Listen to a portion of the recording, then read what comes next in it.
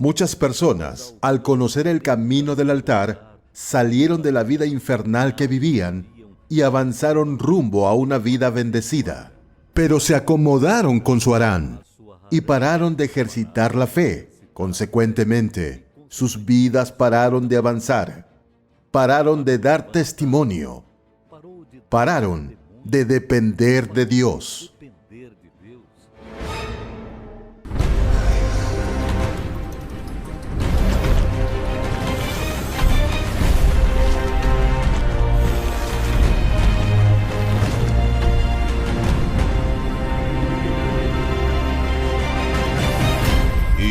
Enemigos de la fe.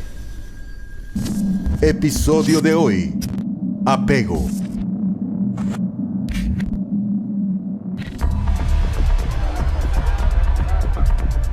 Esa balsa se está hundiendo.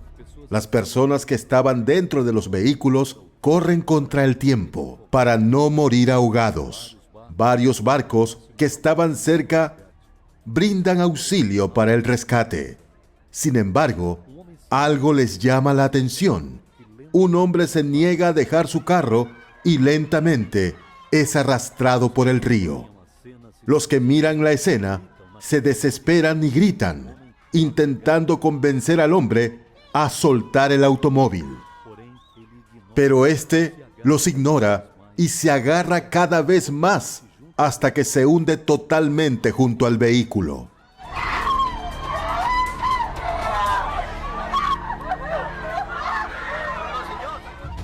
Es común de la naturaleza humana apegarse a cosas y personas con facilidad, aún más tratándose de algo que fue conquistado con mucho sudor y sacrificio.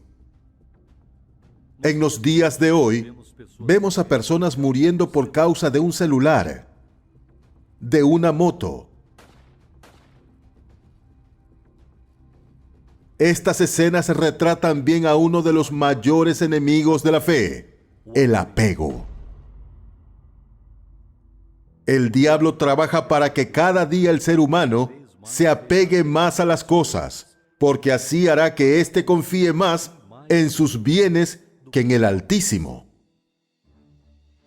Cuando Dios llamó a Abraham y le hizo la promesa de tornarlo padre de una gran nación, la primera condición para eso fue dejar la tierra, la parentela, dejar sus costumbres y tradiciones, dejar la vida que había construido en Harán. Debía dejar de confiar en todo lo que había conquistado para quedar en la total dependencia de Dios, confiar 100% en su promesa. Ciertamente, para los que no viven por la fe, eso es una locura. Hay quien dice que confía en Dios, pero sus acciones muestran lo contrario. Dicen querer seguir a Jesús, pero están apegados al pecado, al resentimiento y a las cosas de este mundo. Quieren el Espíritu Santo, pero no están dispuestas a desprenderse de las malas amistades. Así no sería posible. Si alguien desea alcanzar las promesas de Dios, tendrá que dejar su vida, sus voluntades y su yo en el altar. El joven rico se sentía completo. Se consideraba un auténtico hijo de Abraham. Sin embargo, el Señor Jesús le mostró algo que él no quería ver. Tudo isso eu tenho observado desde a minha juventude. Então só te falta uma coisa. Diga, Senhor, o que eu devo fazer? Vá. Vende tudo o que tens e dê aos pobres. Assim terá um tesouro no céu. Então vem e me segue.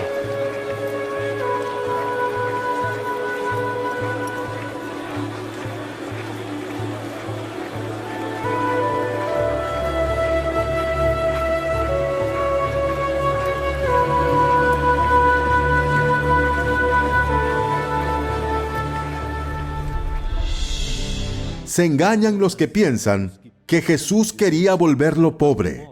Él apenas reveló que aquel joven no estaba dispuesto a desprenderse de todo y depender exclusivamente de Dios.